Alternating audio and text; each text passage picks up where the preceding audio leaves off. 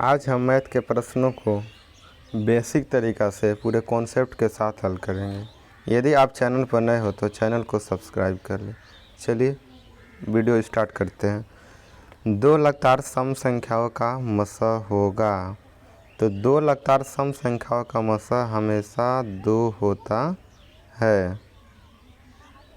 जैसे कि 2 और 4 ये दो लगातार सम संख्या है, तो इसका मसा कितना होगा? ये कितना से कट रहा है? दोनों 2 से कट रहा है। इसके अलावा नहीं कट रहा है, यानी हमेशा दो लगातार सम संख्याओं का मसा 2 होता है। जैसे कि और भी हम लेकर देख रहे हैं, ये है 12, ये है 14। किससे कट रहा है? 2 से। 6 मरतबा में, 7 मरतबा में, यानी इसके अलावा यानी अब नहीं कट रहा है, यानी इसका मसा 2 ही होता है। दो लगातार सम संख्याओं का मसा हमेशा 2 होता है। जबकि विषम संख्याओं का दो लगातार विषम संख्याओं का जो मसा होता है हमेशा 1 होता है। दो लगातार प्राकृत संख्याओं का मसा पूछेगा तो 1 होता है, जबकि सम संख्याओं का मसा 2 होता है। नेक्स्ट प्रश्न, निम्न में कौन अभाज्य संख्या है? तो अभाज्य संख्या उसे कहा जाता है जो एक और अपने आप के अलावा किसी और संख्या से न कटे। यहाँ ऑप्शन ए में 28 1 से कट रहा है, अपने आप 28 से कट रहा है, और इसके अलावा यह 7 से कट रहा है, इसलिए अभाज्य संख्या नहीं होगा, भाज्य संख्या होगा। 69 1 से कट रहा है, अपने आप 69 से कट रहा है, इसके अलावा यह 23 से कट रहा है, इसलिए यह भी अभाज्य संख्या नहीं होगा। जबकि 71 1 से कट रहा है, 71 से कट रहा है, इसके अलावा किसी से नहीं कट रहा है, इसलिए 71 अभाज्य संख्या होगा। यानी वह संख्या जो एक और अपने आप के अलावा किसी और से न कटे उसे अभाज्य संख्या कहते हैं। जो एक और अपने आप के अलावा किसी अन्य संख्या से कटे उसे हम भाज्य संख्या कहते हैं। नेक्स्ट प्रश्न, समांतर श्रेणी 21 18 15 डॉट डॉट का कौन सा पद शून्य है?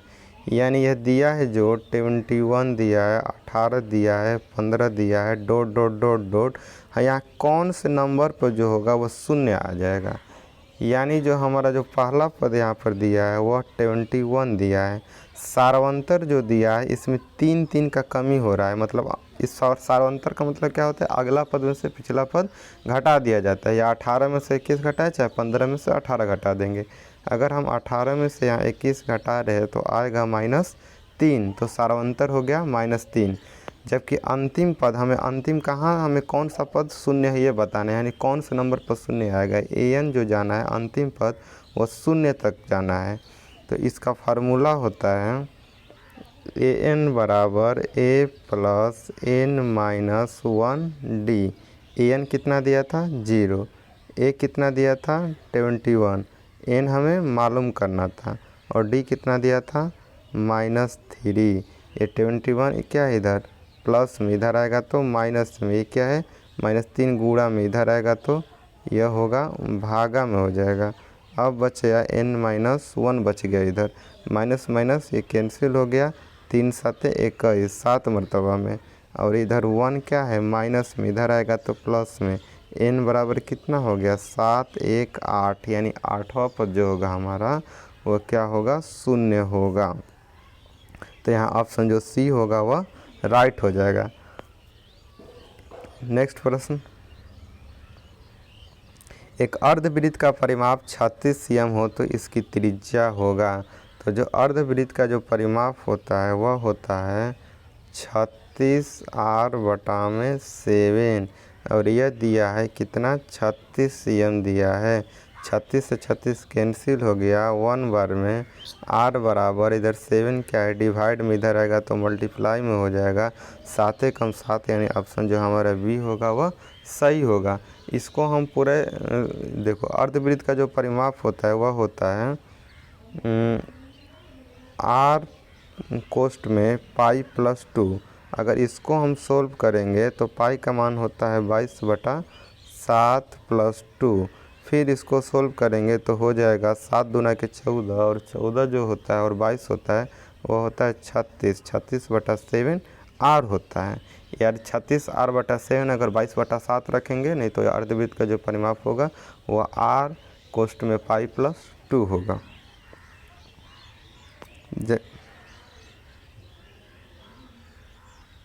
नेक्स्ट प्रश्न, जब सूर्य का उन्नयन कोण 60 डिग्री हो तो एक खंभे की ऊंचाई 6 मीटर है, तो इसकी छाया की लंबाई। तो ये खंभा हो गया, इस खंभे की लंबाई जो दिया है 6 मीटर दिया है, और ये सूर्य की किरणें यहाँ आ रही है, ये जो सूर्य की किरणें आ रही है यह कितना डिग्री बन रहा है, सूर्य के उन्नयन कोण जो है यह है 60 डिग्री। तो पूछ रहा है इसकी छाया, यह इसकी क्या हो गया, यह छाया हो गया, छाया की लंबाई पूछ रहा है। तो यहाँ लंब दिया है, आधार पूछ रहा है। थीटा के सामने वाला लंब होता है और यह आधार और सबसे बड़ी भुजा कर्ण होता है। तो यहाँ पर tan 60 हम लिखेंगे, tan 60, tan थीटा बराबर लंब बटा कर्ण। तो थीटा के सामने लंब जो हो गया वह 6 मीटर हो गया, और ये छाया को हम क्या मान ले रहे हैं, x मान ले रहे हैं, तो ये x हो गया। तो tan 60 डिग्री का मान कितना होता है, √3। अब ये हो गया 6/x। अगर हम क्रॉस मल्टीप्लाई करेंगे तो √3x हो जाएगा यह, और 6 कम 6। तो x बराबर इधर √3 गुणा में था तो इधर आ गया भागा में, इसका हम परमेकरण कर देंगे। तो ये होगा 6√3, तितली के 9, 9 का वर्गमूल 3, 3 दूना के 6। अब ये हो गया 2√3, यह छाया की लंबाई हुआ। यहाँ पर tan 60 का मान √3 हो गया, इसके नीचे में 1 छिपा है 6 मीटर, इसके नीचे x क्रॉस गुणा किया गया है, √3 में x से गुणा होगा √3, 6 में 1 से गुणा होगा 6 1। इधर √3 क्या है गुणा में, इधर आएगा तो भागा में हो गया, इसका परमेकरण कर दिया गया है। तो जो छाया को x माना गया था और x का मान 2√3 आ गया, यानी जो हमारे छाया की लंबाई होगा वह 2√3 होगा। नेक्स्ट प्रश्न, 5 sin a बराबर 8 cos a हो तो कोट a का मान पूछ रहा है। तो ये दिया है 5 sin a बराबर 8 cos a दिया है।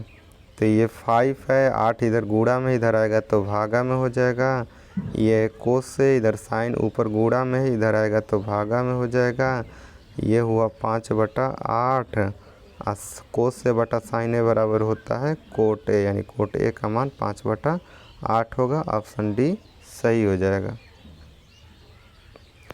2 3 4 5 6 की माध्यिका होगी। इसको पहले हम बढ़ते हुए या घटते हुए क्रम में सजा लेंगे। 2 3 4 5 6, तो 2 इधर हो गया, 2 इधर हो गया, जो बीच वाला बचेगा वही हमारा माध्यिका हो जाएगा, माध्यिका 4। अगर बीच में 2 बच जाए तो दोनों को जोड़कर 2 से भाग देंगे, अगर 1 बच जाएगा तो वही माध्यिका हो जाएगा। अगर इसका चलिए नेक्स्ट प्रश्न, यदि किसी त्रिज्याखंड के केंद्रीय कोण की माप थीटा है और त्रिज्या r है तो उसके चाप की लंबाई होगा।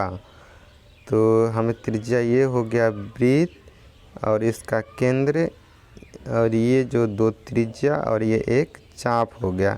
तो 2 त्रिज्या और एक चाप के द्वारा जो बने भाग होता है इसी को कहा जाता है त्रिज्याखंड।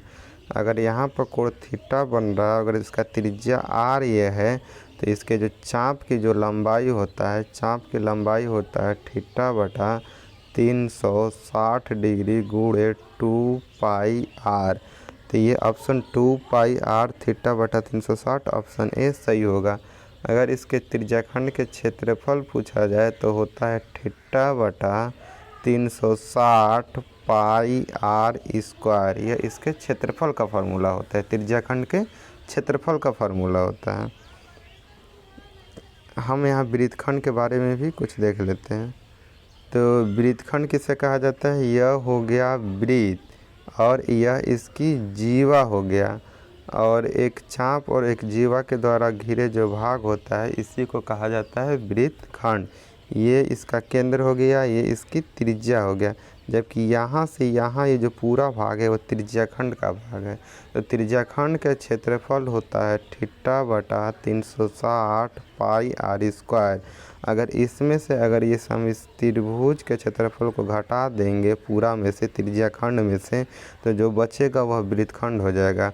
और अगर इसके बीच थीटा कोण बन रहा है और यह त्रिज्या आर है, तो इसके त्रिभुज का क्षेत्रफल जो होगा 1/2 आर स्क्वायर साइन थीटा होता है।